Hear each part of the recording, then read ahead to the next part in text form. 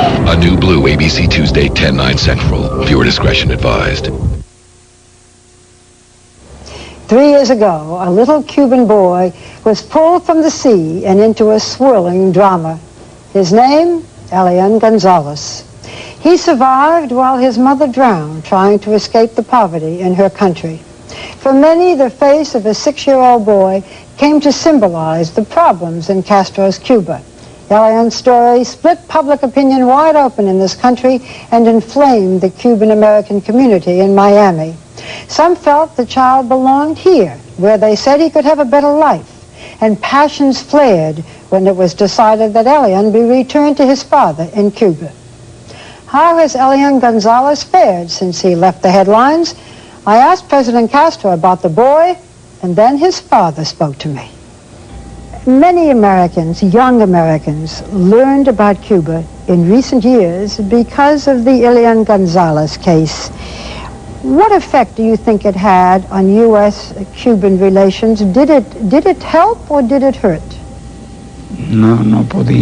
No, it could not hurt us. Let us say that the effect it had on our people was to multiply our good feelings towards the American people.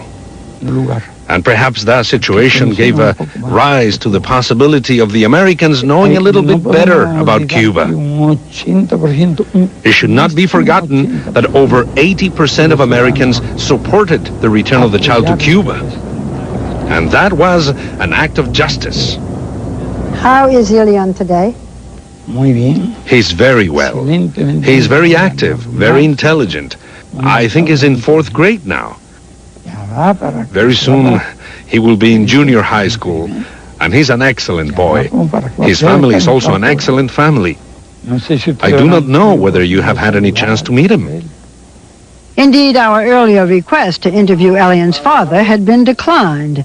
But when I asked President Castro personally, Juan Miguel Gonzalez appeared the next morning. He had been whisked to Havana in a government car from his home an hour and a half away.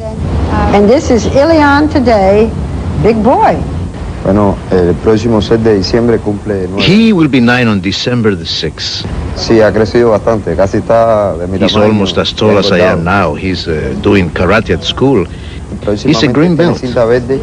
Does Elian ever mention America? Simplemente sí. He just remembers the wonderful people with which he shared great times when we went there to look for him, and the times we shared together in America.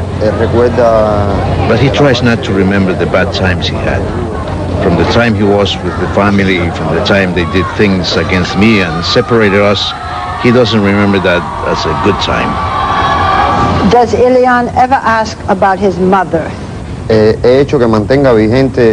have tried to keep the image of his mother alive.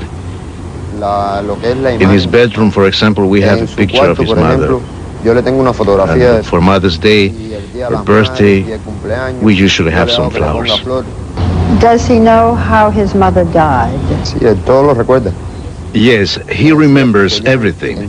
He knows that he's aware of everything that happened. What would you most like people to know about your son? I would like them to know that after 3 years of being here in Cuba with his family, he's very happy. And that we are very thankful to the Cuban people for all the help and the American people for all the help they gave. Although his father says that Elian is very happy, the fact is that life in Cuba for most families is difficult. These old cars are rolling reminders of the American embargo in effect since 1960. Congress permitted the export of food to Cuba 2 years ago, but only for cash. The Cuban government feeds its people a Spartan but adequate diet. Nobody starves. Most basic commodities, however, are rationed.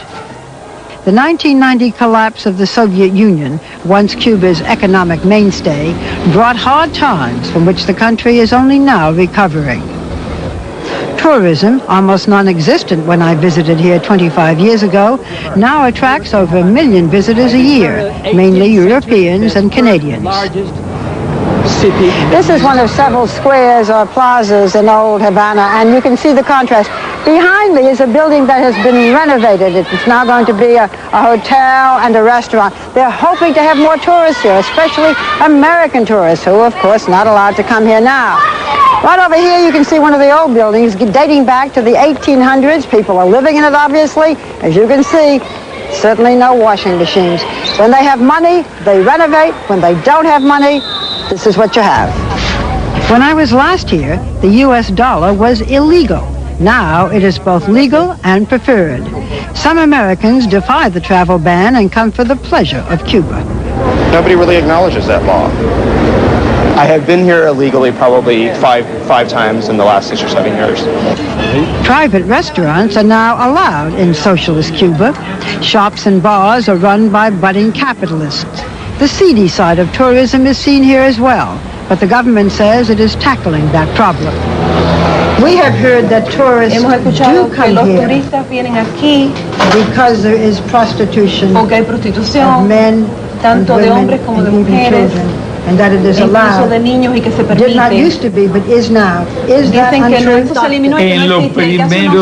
In the first years of the revolution, we educated tens of thousands of women who had been living on prostitution, and they were given jobs. Yes, and the brothels were closed. The brothels were closed. We don't say that there are no prostitutes, but that does not mean that we promote it. There has been no tolerance in this country, and there will not be tolerance of sexual tourism. When 2020 continues. Were we that close to nuclear war? But first, John Miller with the latest news in the Washington area sniper attacks. Next.